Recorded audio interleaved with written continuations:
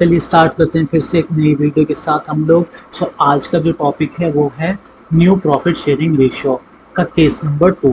Case first हम लोग पहले ही डिस्कस कर चुके हैं प्रीवियस वीडियो में। आज हम जो पढ़ेंगे वो केस नंबर 2 होगा। चलिए शुरू करते हैं। X and Y are partner in a firm sharing profit and losses in the ratio 7:5। They admitted Z.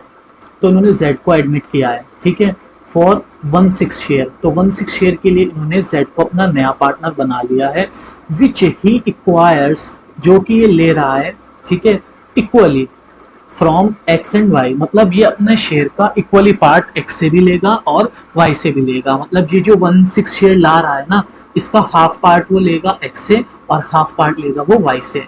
और हमें न्यू रेशो कैलकुलेट करना है तीनों पार्टनर का, ठीक है। चलिए सबसे पहले देखते हैं X और Y का जो शेयर है वो है 7:5, ठीक है। इन्होंने नया पार्टनर बनाया है Z को, किस रेशो में, 1/6 शेयर में, ठीक है।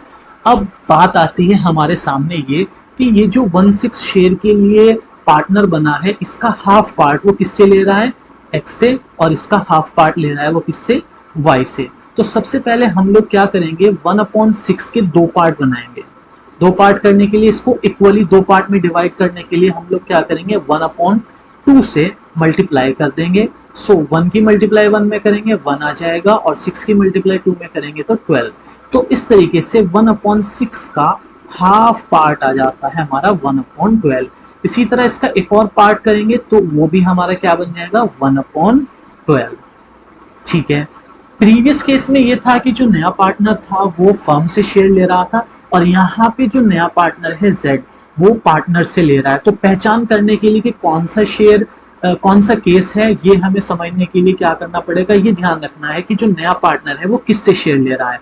तो यहाँ पे क्लियरली बताया गया है कि वो अपना शेयर किससे ले रहा है, X से और Y से ले रहा है। सो इस तरह से हम क्या करेंगे, जो X है, X अपने शेयर में से क्या करेगा, 1/12 यानी कि 1/6 का हाफ पार्ट किसको देगा, Z को। तो X का शेयर जो है वो लिख लेंगे। सबसे पहले X का शेयर जो है वो हमारे सामने है 7:5।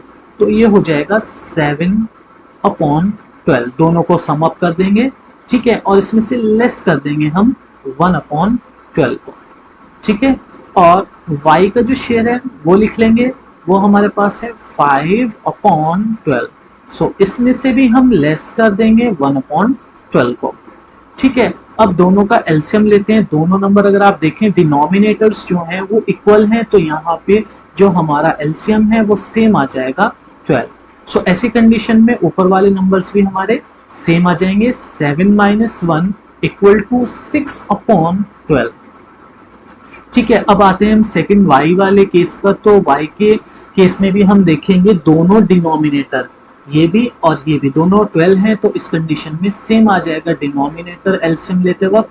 तो ऊपर वाली कंडीशन भी हम सेम रखेंगे, 5 - 1। सो 5 में से 1 को माइनस करेंगे तो आ जाएगा 4/12, ठीक है। इस तरीके से X अपने पास से दे देगा और Y भी अपने पास से हाफ शेयर सेक्रीफाइस कर देगा, किसके लिए, Z के लिए। अब दोनों का शेयर आ गया, लेकिन हमें निकालना है तीनों पार्टनर्स का। तो तीनों पार्टनर्स के लिए रह गया यहाँ पर Z। तो Z का शेयर ऑलरेडी हमें गिवन था कितना, 1/6। बट आप नोटिस करेंगे यहाँ पे जो है फर्स्ट केस में X के पास नीचे 12 है डिनोमिनेटर में, और Y के पास भी डिनोमिनेटर है। तो इस केस में जब हम लोग प्रॉफिट शेयरिंग रेशियो कैलकुलेट करते हैं, तो नीचे के जो दोनों डिनोमिनेटर हैं, तीसरे का भी हमें इक्वल बनाना होता है। अब इक्वल करने के लिए हम लोग क्या करेंगे, जो 6 है इसको हमें 12 बनाना होगा। 12 बनाने के लिए हमें 2 से ऊपर मल्टीप्लाई करेंगे और 2 से भी नीचे मल्टीप्लाई करेंगे। तो ऐसे हमारे पास 2/12 आ जाएगा, और ये हमारा आ गया तीनों का न्यू प्रॉफिट शेयरिंग रेशियो। अब हम लिखेंगे इसको कैसे, इसको लिखने का तरीका होगा हमारा न्यू रेशियो यानी कि NR हम लिख सकते हैं इक्वल टू 6:4 एंड 2, ठीक है। इसको हम और शॉर्ट भी कर सकते हैं, क्योंकि जो तीनों नंबर हैं हमारे वो डिवाइजेबल हैं, किससे, अगर आप देख रहे होंगे 2 से, ठीक है। तो 2 से हम इसको क्या कर देंगे, डिवाइड कर देंगे, ठीक है। और डिवाइड करने के लिए हमें क्या करना होगा, 2 दोनों तीनों में कॉमन है, ठीक है।